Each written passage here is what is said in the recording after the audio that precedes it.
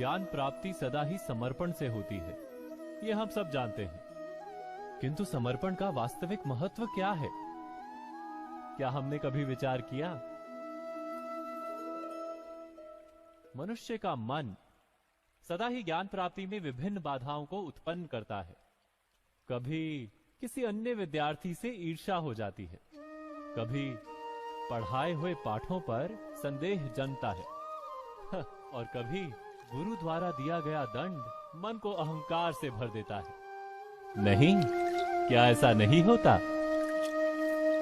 न जाने कैसे कैसे विचार मन को भटकाते हैं और मन की इसी अयोग्य स्थिति के कारण हम ज्ञान प्राप्त नहीं कर पाते। मन की योग्य स्थिति केवल समर्पण से निर्मित होती है। समर्पण मनुष्य के अहंकार का नाश करता है, ईर्ष्या, महत्वाकांक्षा आदि भावनाओं को दूर कर हृदय को शांत करता है और मन को एकाग्र करता है। वास्तव में ईश्वर की सृष्टि में ना ज्ञान की मर्यादा है, ना ज्ञानियों की। गुरु दत्तात्रेय ने तो गाय और श्वान से भी ज्ञान प्राप्त कर लिया था। अर्थात विषय ब्रह्म ज्ञान का हो या जीवन के ज्ञान का या गुरुकुल में प्राप्त होने वाले ज्ञान का, उसकी प्राप्ति के लिए गुरु से अधिक महत्व है उस गुरु के प्रति हमारा समर्पण। क्या ये सत्य नहीं?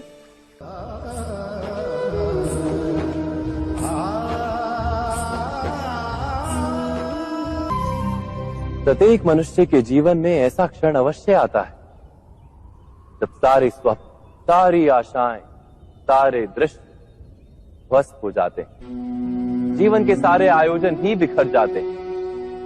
एक और धर्म होता है और दूसरी ओर सुख। इसी को धर्म संकट कहते हैं। जब धर्म का वहन ही संकट हो और धर्म का त्याग ही सुख हो। विचार कीजिए, कभी किसी स्वजन के विरुद्ध सत्य बोलने का अवसर प्राप्त हो जाता है, कभी ठीक दरिद्रता के समय सरलता से चोरी करने का मार्ग प्राप्त हो जाता है, कभी किसी शक्तिशाली राजनेता या राजा के कर्मचारी का अधर्म प्रकट हो जाता है। सबके जीवन में ऐसी घटना बनती ही रहती है। अधिकतर लोग ऐसे किसी क्षण को धर्म संकट के रूप में जान ही नहीं पाते। हमें किसी प्रकार के संघर्ष का अनुभव ही नहीं होता। सहजता से सुख की ओर खींचे चले जाते हैं, जैसे मक्खी गुड़ की ओर खींची चली जाती। वास्तव में धर्म संकट का क्षण ईश्वर के निकट जाने का क्षण होता है। यदि हम संघर्षों से भयभीत ना हो, सुख की ओर आकर्षित ना हो, अपने धर्म पर दृढ़ रहे, तो ईश्वर का साक्षात्कार दूर नहीं।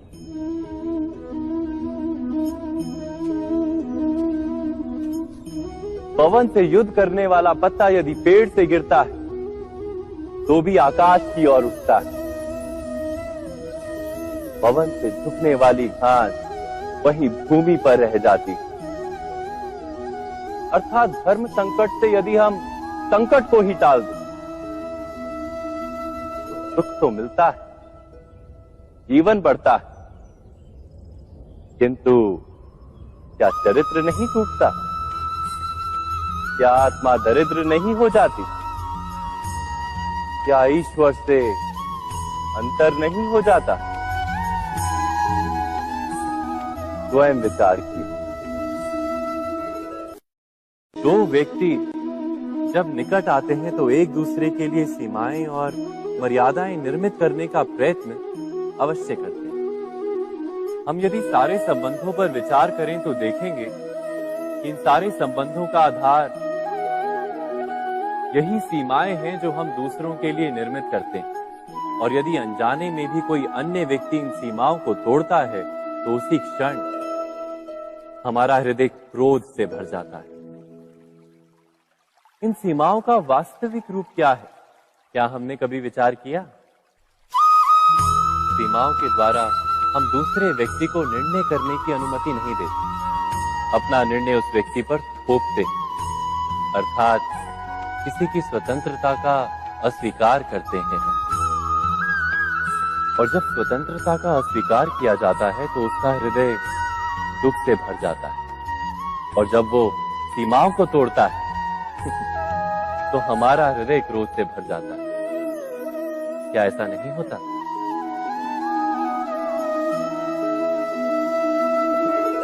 पर यदि एक दूसरे की स्वतंत्रता का सम्मान किया जाए तो किसी मर्यादाओं या सीमाओं की आवश्यकता ही नहीं होती।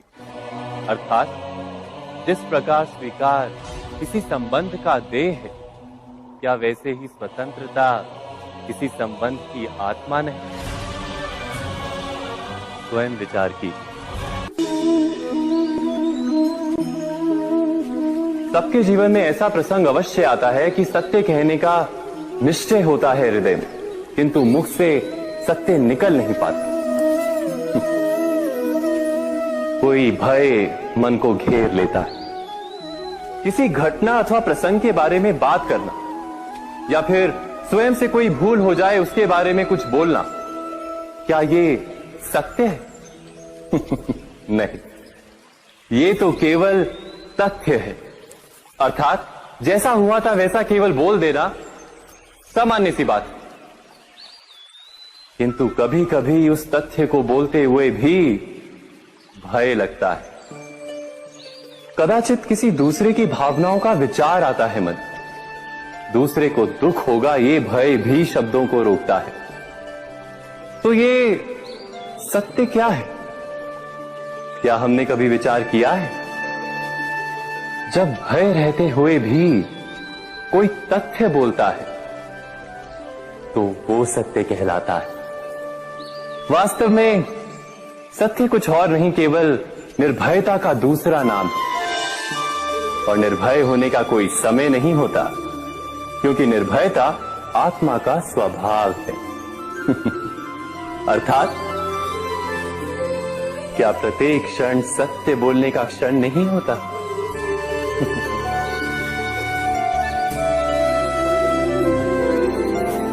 स्वयं विचार कीजिए। भविष्य का दूसरा नाम है संघर्ष। हृदय में आज इच्छा होती है और यदि पूर्ण नहीं हो पाती तो हृदय भविष्य की योजना बनाता है।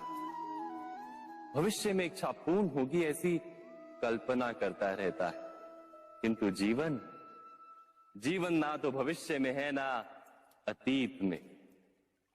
जीवन तो इस क्षण का नाम है, अर्थात इस क्षण का अनुभव ही जीवन का अनुभव। पर हम ये जानते हुए भी इतना सा सत्य समझ नहीं पाते। या तो हम बीते हुए समय के स्मरणों को घेर कर बैठे रहते हैं, या फिर आने वाले समय के लिए हम योजनाएं बनाते रहते हैं, और जीवन जीवन बीत जाता है। एक सत्य यदि हम हृदय में उतार लें कि ना हम भविष्य देख सकते हैं, ना ही भविष्य निर्मित कर सकते हैं, हम तो केवल धैर्य और साहस के साथ भविष्य को आलिंगन दे सकते हैं, स्वागत कर सकते हैं भविष्य का। तो क्या जीवन का हर पल जीवन से नहीं भर जाएगा? स्वयं विचार कीजिए।